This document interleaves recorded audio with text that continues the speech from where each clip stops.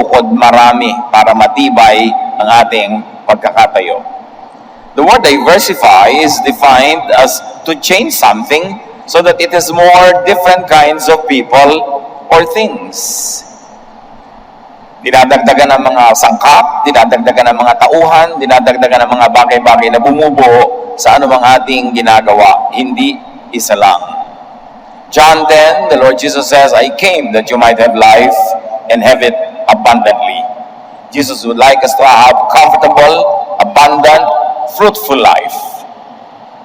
So the Lord taught in many instances for people to invest and to make good profits from their investments. Kaya napakainam na isipin na gusto ng Panginoon na maayos ang ating buhay. At ang napakatalinong lalaki sa kasaysayan sa Biblia, si Solomon, ay maraming katuruan tungkol sa pag-diversify o pagpaparami ng ating mga haligi, mga poste, mga inaasahan. Ecclesiastes 11 verse 2, put your investments in several places, many places even, because you never know what kind of bad luck you are going to have in this world. Ilagay daw ang ating puhunan, ang ating lakas, ang ating proyekto sa maraming iba't ibang interes, hindi lang sa isa. Kasi hindi mo alam kung alin ang dadami, alin ang kokonte, alin ang pagpapalain, alin ang dadalawin na tinatawag na kamalasan. Na maraming mga conservative Christian ayaw gamitin ang word na ito, but really in the Bible it is used and the concept is very clear. Sabi ni Solomon, time and chance happens to all. Other versions say, bad luck happens to some of us at any given time. Kailangan daw ating mga investment medyo nakakalat. Hindi naman yung kalat na sabog, pero hindi lang isa para mas matibay ang iyong pagkakatayo. Ecclesiastes 11 verse 2, be generous and someday you will be rewarded. Share what you have with 7 or 8 others, because you never know when disaster may strike. Maging mapagbigay daw, hindi lang sa isa, kundi sa 7 o mga 8 tatanggap. Maging mabuti ka, hindi lang sa isang tao. 7, 8, damihan mo ang gagawin mo ng kabutihan. Maging matulungin ka, hindi lang sa isa, kundi sa marami. Kasi hindi mo alam kung sino sa mga tinulungan mo, ang pagdating ng araw ay tutulong din sa iyo. Hindi mo alam kung sino sa mga binigyan mo ang magbibigay din magsusukli. Hindi mo alam sa maraming itinatanim mo kung alin ang tutubo, bubunga at mahihitik sa maraming pakinabang. Kaya mainam na hindi lang isa ang pinaglalagapan ng lahat ng lakas, ng lahat ng atensyon, lahat ng pag-ibig, at lahat ng makakayang ibigay. Sabi niya, you do not know which project disaster might strike, or you don't know how disaster might strike. Sinasabi ng marami noon, do not put all of your eggs in one basket. Alam natin ang karunungan ng kasabihan na yan, babasagin ang itlog, kaya dapat ay hindi sa iisang lugar lang. Pag natapakan ng elepante yung isang basket mo, nadagan na ng kalabaw, natapakan, natumbahan ng tao, durog lahat. Kailangan iba-iba ang pinaglalagyan. Sabi ng mga kabataan, do not put all of your files in one hard drive. Have a backup. Para may mangyari man na hindi inaasahan, may iba ka pang pwedeng sulingan at pwedeng sandalan. In other words, do not invest all your resources in just one enterprise. Hindi isa lamang na project o negosyo, hanap buhay, ang dapat lagyan ng lahat ng ating mga tinatangkilik sa buhay. Ecclesiastes 5:13-14. I have seen something terribly unfair, and this is what we have read before. People get rich, but it does them no good. Suddenly they lose everything in a bad business deal, then have nothing to leave for their children.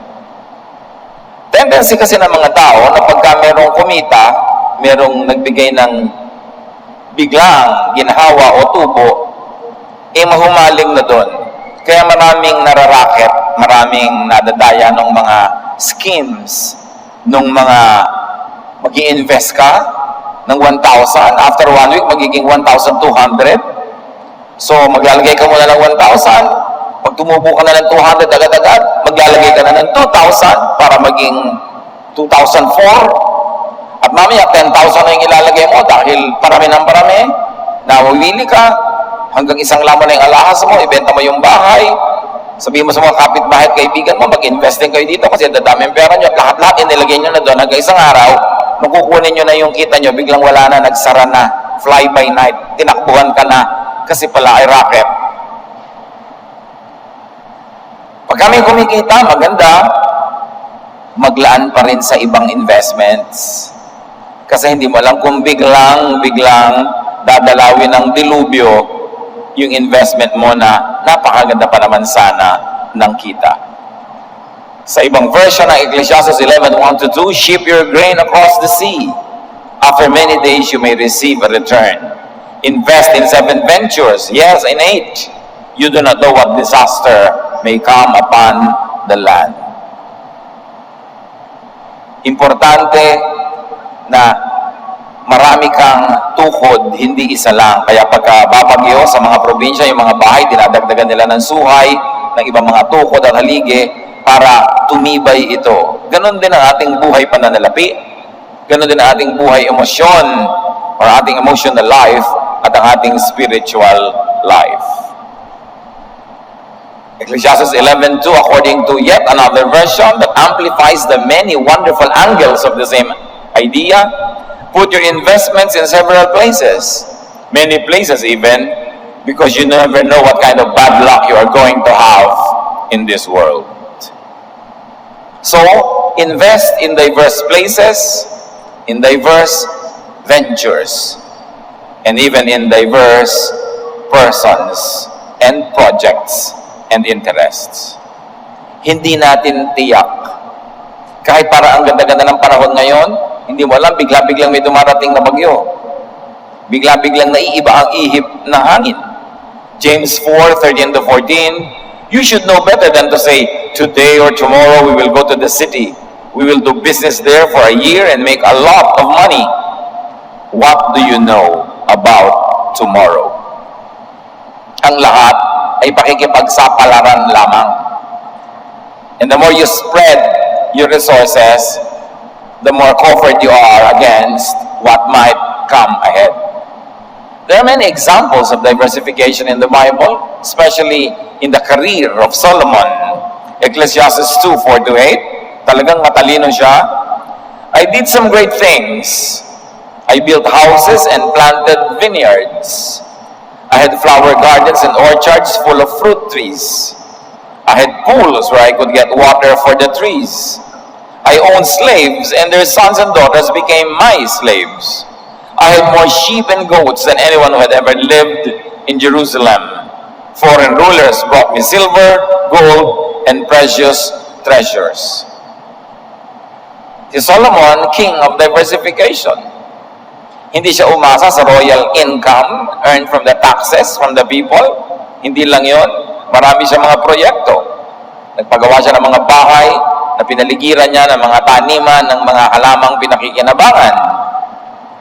Meron siyang flowers para sa pabango, sa ganda, maaaring sa halimuyak nito. Pero meron din siya mga punong kahoy na pwedeng pitasan ng mga prutas. At hindi lang yun, nagpagawa siya ng mga reservoir na hanggang ngayon nagsusurvive pa kung dadalawin nyo outside of Jerusalem, mga hinukay sa bato na malalaking parang yung mga pools kung saan siya nag-iipon ng tubig. Kasi magtatanim ka na magtatanim, mag-i-invest ka, paano yung dilig? Paano kung hindi umulan? Kailangan may nakareserba ka ring tubig. Hindi ka umaasa lang sa isang source. Meron ka pang ibang ginagawang paraan. At napakaraming naging kayamanan nitong si Solomon. The teacher invested his wealth in various economic resources that could increase his wealth even more. But let us be cautious. Over diversification spelled the doom of many companies and enterprises. Diversify, but do not over diversify. Do not spread yourself too thinly to the point that you no longer gather any traction or any profit. Merong iba-iba pero hindi sobrang dami. Yung babae na dinadakila natin at tinatanghal, the woman of Proverbs 31, paano siya nagda-diversify? With her own hands, she gladly makes clothes. Kaya niyang gumawa ng sarili niyang damit, hindi siya umaasa sa iba. Laging marami nagtatanong, Pastor, ano po ba ang magandang negosyo? Meron po akong konting puhunan. And I always tell them, walang magandang negosyo by itself. Ano ang magandang negosyo? Yung kaya mong paandarin mag-isa. Gusto ko po magkarenderya eh. Marunong ka ba magluto? Eh kung absent yung cook mo, sarado ka. Gusto ko po magtayo ng parlor. Marunong ka ba maggupit? Mag-manicure, pedicure. Pag inabsentan ka ng empleyado mo, aandar ba yung negosyo mo? Gusto ko po magtayo ng talyer. Marunong ka ba magmekaniko, maglatero, magmasilya, mag-welding? Huwag kang magagawa ng negosyo na hindi mo kayang paandarin. Aasa ka sa bayaw mo, sa pinsan mo, sa kapatid mo. Gusto ka lang nilang magbukas ng negosyo para magkatrabaho sila. Pero pag nagkaroon sila ng better opportunity, lalayasan ka nila. Kaya marami nagtatayo ng negosyo na bibigo. Gusto magtayo ng panaderya kasi yung bayaw, panadero. Nung may pag-abroad, nag-abroad si bayaw, ano mo ngayon yung pugod mo? Gawin mong higaan. Kasi hindi mo kayang paandarin. Kaya itong babaeng to, with her own hands, she gladly makes clothes. Meron siyang skills. Hindi siya umaasa sa iba. Ano magandang negosyo? Yung alam mong paandarin, yung kaya mong paandarin, at gusto mong paandarin. Yun ang magandang negosyo. Hindi ko mo nagtagumpay yung pandesal ng kapitbahay mo, magtatayo ka rin. Nagtagumpay yung kanyang water filling station, maglalagay ka rin. Mamaya, bawat tabi-tabi na kayong may tindahan, tabi-tabi kayo may hot pandesal, tabi-tabi kayong may water station, lugi na kayo lahat. Kasi hindi na diversification yun. Ang buong community, iisa yung negosyo. You are spelling your doom.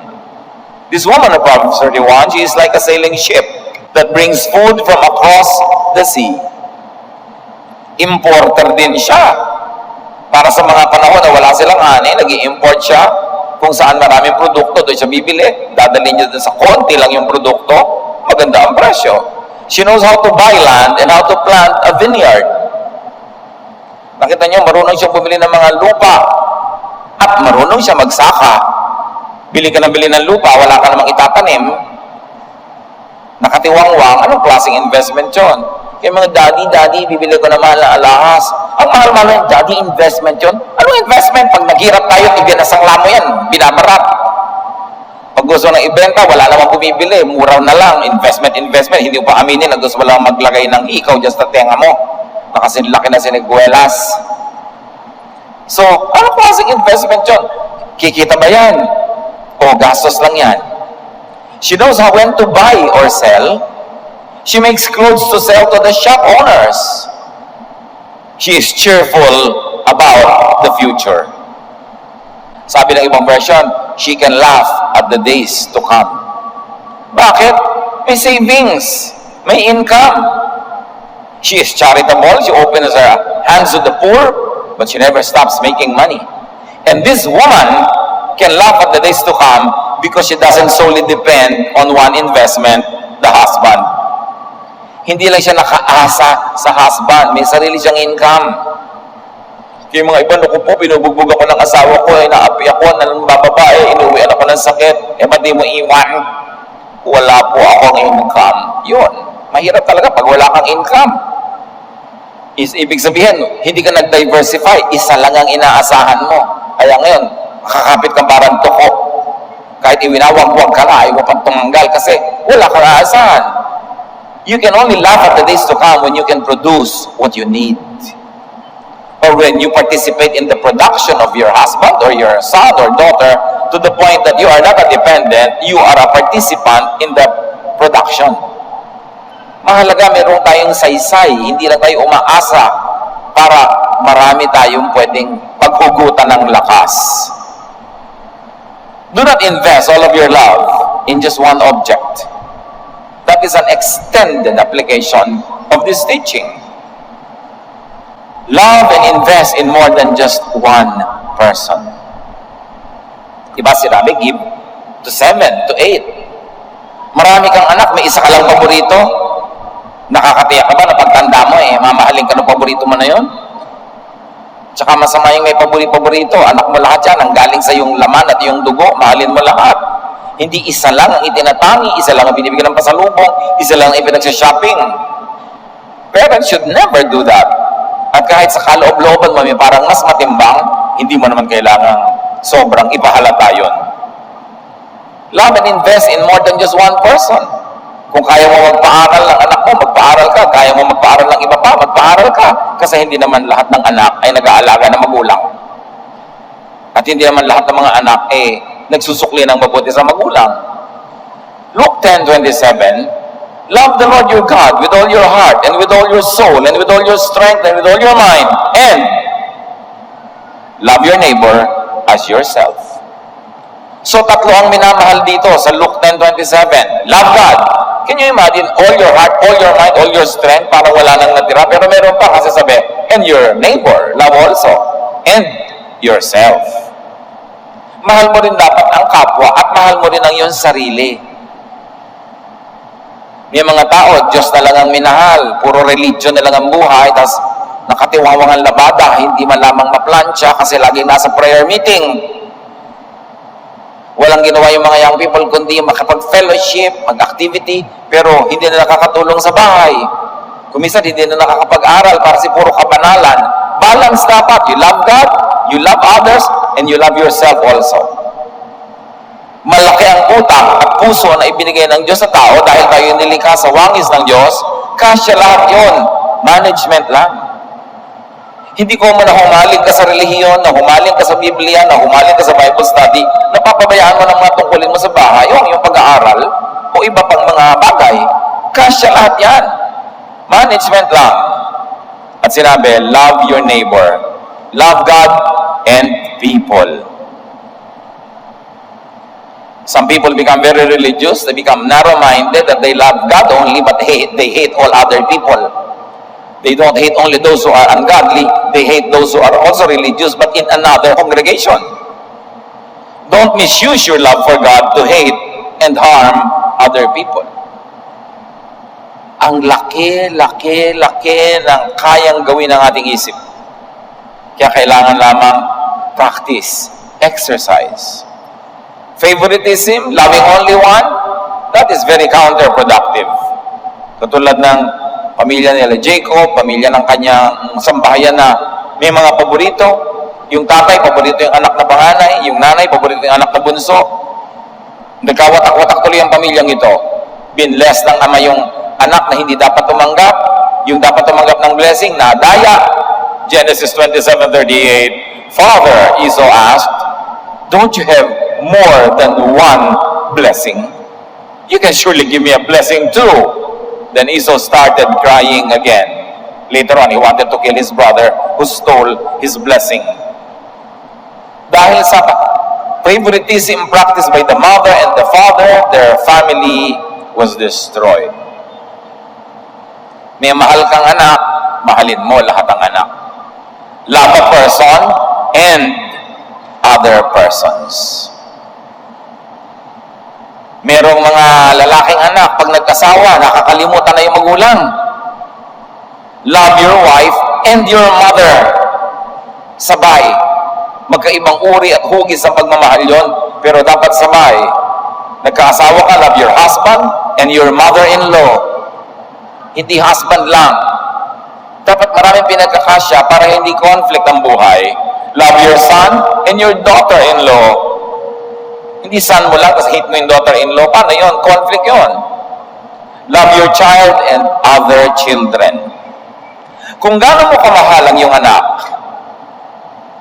yung ibang bata dyan, ganon din kamahal ng mga magulang nila. Kung kakayanin lang sana ng ibang magulang na mahalin din yung anak nila, tulad ng pagmamahal mo sa anak mo, hindi maganda ang mundo. Pero kung may kakayanan ka, may resources, na mamahal mong mabuti ang anak mo, magmahal ka rin ng anak ng iba na hindi kayang mahalin ang sarili nilang magulang. Spread the love. Love your career. Love a vocation and people. Hindi kailangang mamili lamang. Love your church and school and work. Lahat yan pwedeng pagsabay-sabayin. At napakahalaga, lalo tayo ay nagkakaedad na. Love and keep your old friends, but make new friends. Kailan mo malalaman na nagkakaedad ka na pala? Pag yung mga kababata mo ay nagkakanamatay na isa-isa, uubos na sila. Wala ka nang ginawa kundi magpunta sa mga libing at lamay. May edad ka na nun. Ang tanong, okay, nakakalungkot, nauubos ang iyong old friends. Meron ka bang new friends? Dapat, hindi lang old friends ang minamahal, gumagawa rin ng new friends para ang buhay magpatuloy at magkatuloy ng kasiyahan. Love new and old interests. Hindi ka napako na lang sa isang interest, napako ka na lang sa isang tao, napako ka sa isang vocation all your life. Malaki ang pusong bigay ng may likha, kasya ang maraming pagmamahal. Romans 12:16, live in harmony with one another. Do not be proud and be willing to associate with people of low position. So kasama na rin dito, makihalubilo ka sa ka-level mo. Ano man ang ibig kong sabihin sa level na yan? Makihalubilo ka doon sa above your level at doon sa beneath your level. Associate with people of any and all social positions.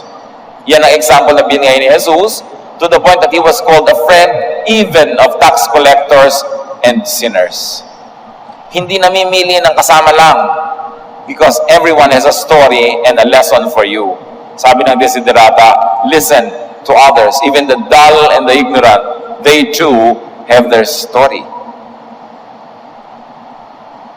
Do not invest all of your brain in just one idea. Yan ang pinakamalaking creation ng Diyos, ang utak ng tao. Mas malaki pa yan sa universe. Walang mga computer ang pwedeng magdugtong-dugtong na pwedeng tapatan ang magagawa ng human brain. So do not invest your brain in just one idea. Do not listen to only one teacher, to only one teaching. Brainwashing ang mangyayari doon. At ito, nakakalungkot, ang style ng maraming religions. Ayaw ka na nilang makinig sa iba, sa kanila lang. Ayaw ka na nilang may ibang malaman, dapat yung ipinaalam lang nila. At marami pa nga ipinagkakait sa iyo magbasa at mag-aral at mag-interpret ng Bible on your own. Kailangan yung dikta nila ang papasok sa utak mo. Kaya pinakamakikitid na utak sa balat ng lupa, karamihan yung mga relihiyoso. Kasi isa lang ang pinanggagalingan, controlled teaching. Binigyan tayo ng Diyos ng napakaraming capacity to think, ng mayaman na senses, hindi para isuko natin at ipaalipin sa isa o dalawang tao o organisasyon na kokontrol sa ating utak. Kailangan nagtatanong, nanunuri, at kung kailangan ay tumututol dahil nag-iisip. Mabuti yung maraming input ang mga magagaling at mahuhusay na teachers. Proverbs 15:22, plans fail for lack of counsel, but with many advisors, they succeed. Nabibigo daw ang marami mga balak kung kulang sa matinong payo. Pero kung marami na nagbibigay ng matitinong payo, nagtatagumpay ang mga ginagawa natin.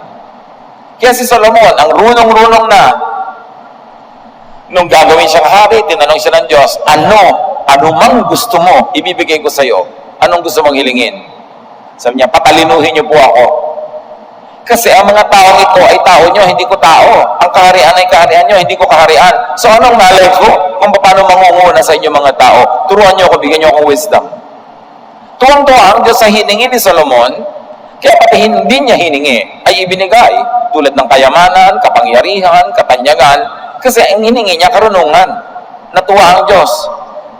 At si Solomon, hindi ko mo marunong na at pinarunong na ng Diyos, ay nakontento na sa kanyang alam. Hindi siya tumigil ng kaaaral.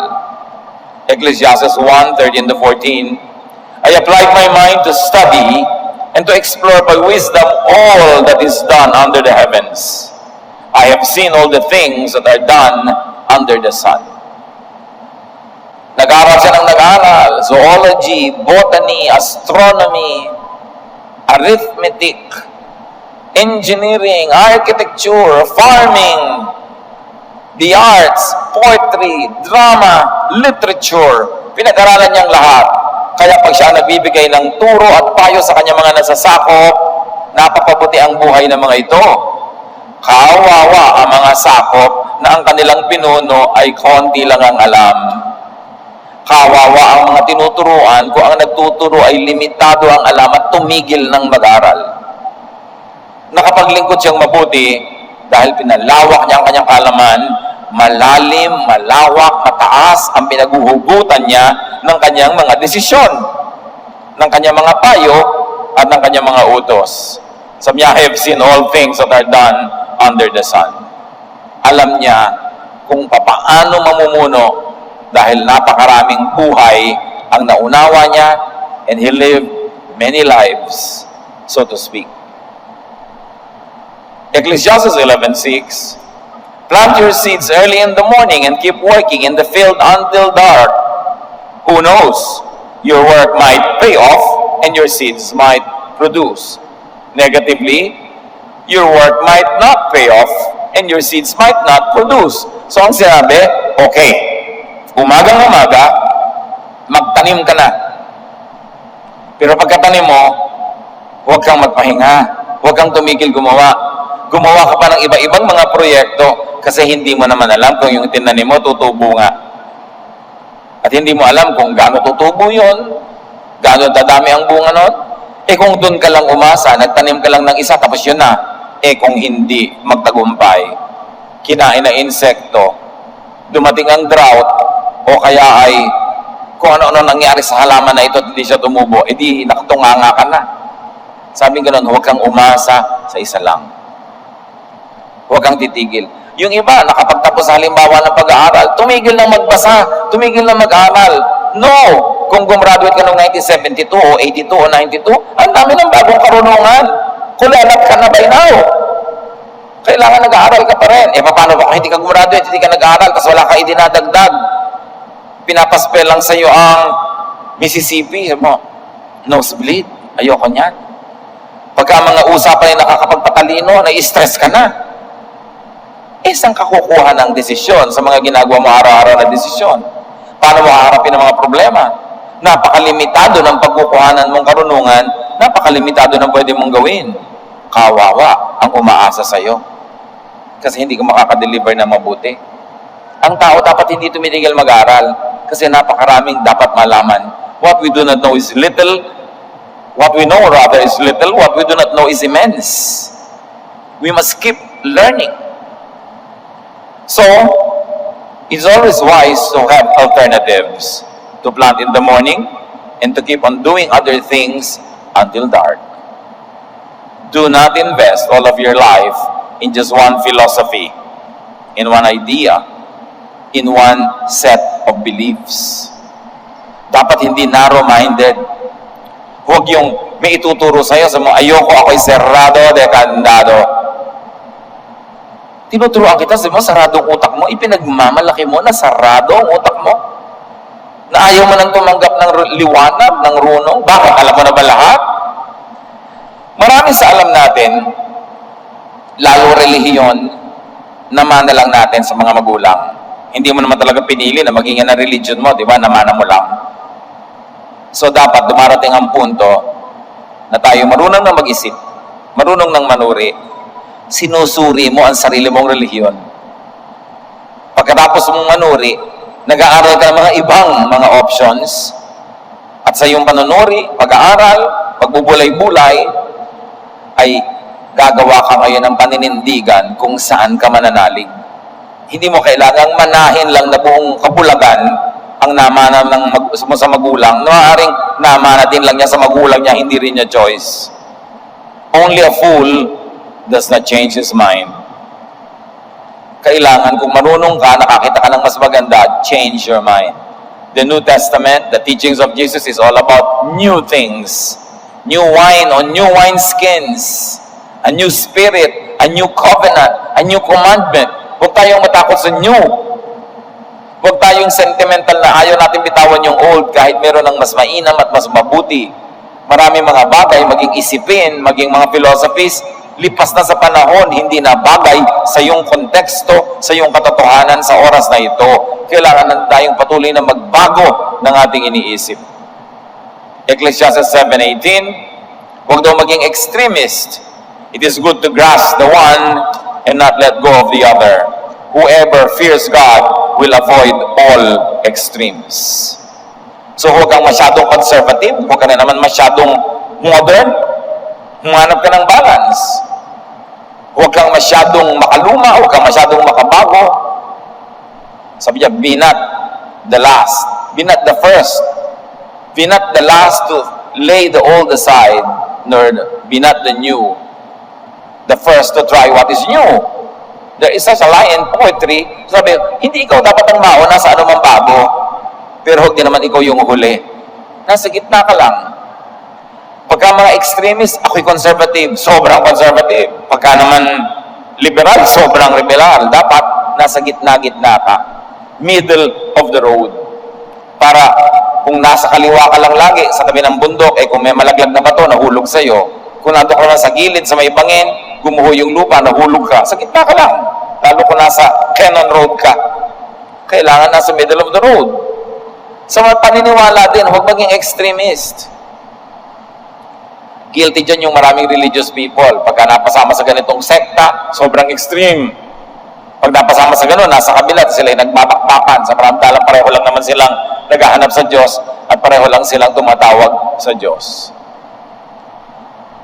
Nung pa man, kahit nung New Testament Church, may mga pagtatalo na, ano ba dapat ang manguna? Mind or spirit? Ano ba dapat? Intellect or emotion? Maging practical ba o mystical faith? Will I speak in tongues I do not understand? Or will I only speak in a word or language that I understand? Sabi ni Paul, 1 Corinthians 14:15, then what should I do? There are times when I should pray with my spirit and times when I should pray with my mind. Sometimes I would sing with my spirit and at other times I would sing with my mind. Any philosopher or theologian that encourages you to think in extremes should be avoided. Kasi papaliitin niya ang iyong utak, isisiksikan niya sa isang sulok, samantalang ang lawak-lawak ng pwede mong lakaran sa mundo. So love spiritually and practically. Love the next life and this life. Isang extremism yan, yung napakahilig sa end times. Puro end times na lang naman ang utak. Hindi na tuloy nabubuhay in the present, in the here and now. Every day, every hour, every minute, here on earth is a gift from God that must be enjoyed, that must be employed to doing good, that must be profitable for you and other people. Pero yung mga iba naging extremist, puro na lang end of the world ang iniintay, hindi na nabubuhay sa kasalukuyan. Yung iba naman, puro pang kasalukuyan lang, walang paghahanda sa future. Dapat balance. That is what health is all about. So needless to say, brothers and sisters, Jesus says, I came that you might have life and have it abundantly. Jesus wants a full, abundant life for us. But for that to happen, we must be balanced. And to be balanced, you should diversify. Diversify in your business life, in your spiritual life, in your emotional life, and social life. Marami tayong pwedeng yakapin at mahalin, gawin, sabay-sabay. God is God of diversity. Look at creation. Hindi lang puro pang disyerto ang halaman, meron din pang tubig. Hindi lang puro pang nakadikit sa lupa, meron ding matataas na dapo na kumakapit sa matataas na puno.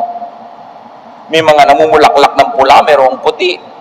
Merong bagay na bagay sa mga basa na environment, merong dapat tuyong-tuyo. Ganon din ang ating buhay. Dapat kahit sa kamapalagay, buhay ka.